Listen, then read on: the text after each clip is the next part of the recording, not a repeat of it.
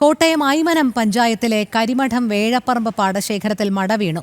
രണ്ടാം കൃഷി ഇറക്കാൻ ഒരുക്കങ്ങൾ പൂർത്തിയായ പാടമാണ്. 300 ഏക്കർ പാടം വെള്ളം നിറഞ്ഞു. പാടശേഖരത്തിന്റെ മോട്ടോർ തറ തകർന്നു. മിഥുൻ ചേരുന്നു വിവരങ്ങളുമായി. മിഥുൻ, വലിയ നഷ്ടമാണോ ഇതുമൂലം ഉണ്ടായിരിക്കുന്നത്? 100 ഏക്കർ പാടശേഖരത്തിലേക്കാണ് ഇപ്പോൾ വെള്ളം നിറഞ്ഞത്. അതുകൊണ്ട് തന്നെ വലിയ രീതിയിലുള്ള നാശനഷ്ടം ഉണ്ടാകാമെന്ന് തന്നെയാണ് ഇപ്പോൾ കരുതുന്നത്. കഴിഞ്ഞ ദിവസങ്ങളിൽ പെയ്ത ശക്തമായിട്ടുള്ള മഴയിൽ വിവിധ ഇടങ്ങളിൽ വലിയ രീതിയിലുള്ള കൃഷിനാശം ഉണ്ടായിരുന്നു. ഏതാണ്ട് നമുക്ക് ഇപ്പോൾ മനസ്സിലാക്കാൻ സാധിക്കുന്നത് 10 ലക്ഷത്തിലധികം രൂപയുടെ കൃഷിനാശമാണ് കോട്ടയം ജില്ലയിൽ കഴിഞ്ഞ 5 ദിവസം കൊണ്ട് ഉണ്ടായത് എന്നാണ് മനസ്സിലാക്കാൻ സാധിക്കുന്നത്.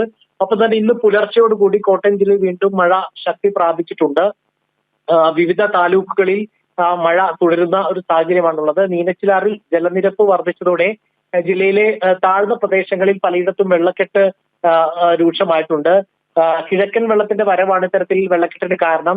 തിരുവാർപ്പ്, ഐമനം, വിജയപുരം, കുമരകം, ആർപ്പൂക്കര പഞ്ചായത്തുകളിലും പിന്നെ കോട്ടയം നഗര കേന്ദ്രങ്ങളിലായിട്ടുള്ള കാരാപ്പുഴ, ഇല്ലിക്കൽ എന്നിവിടങ്ങളിലും വെള്ളക്കെട്ട് ഉണ്ടായിട്ടുണ്ട്. മീനച്ചിൽ, മണിമല, മൂവാറ്റുപുഴയാർ എന്നീ നദികൾ പലയിടത്തും വെള്ളം ക്രമാതീതമായി ഉയർന്നിട്ടുണ്ട്. കര കവിഞ്ഞ സാഹചര്യം പലയിടങ്ങളിലുണ്ട് എന്നുള്ളതാണ്. ഇപ്പോൾ ലഭ്യമാകുന്ന വിവരങ്ങൾ അനുസരിച്ച് 62 കുടുംബങ്ങൾ 15 ദുരിതാശ്വാസ ക്യാമ്പുകളിലായി ഇപ്പോൾ താമസം മാറിയിട്ടുണ്ട്. മലയോര മേഖലകളിലും ശക്തമായിട്ടുള്ള മഴ ഇടവിട്ട് പെയ്യുന്നുണ്ട്. വൈക്കം മഹാദേവ ക്ഷേത്രത്തിലെ ഒരു കൂറ്റൻ ആൽമരം ഇന്ന് രാവിലെ കോട്ടയത്ത് നിന്ന് മിഥുനാണ് വിവരങ്ങൾ നൽകിയത്.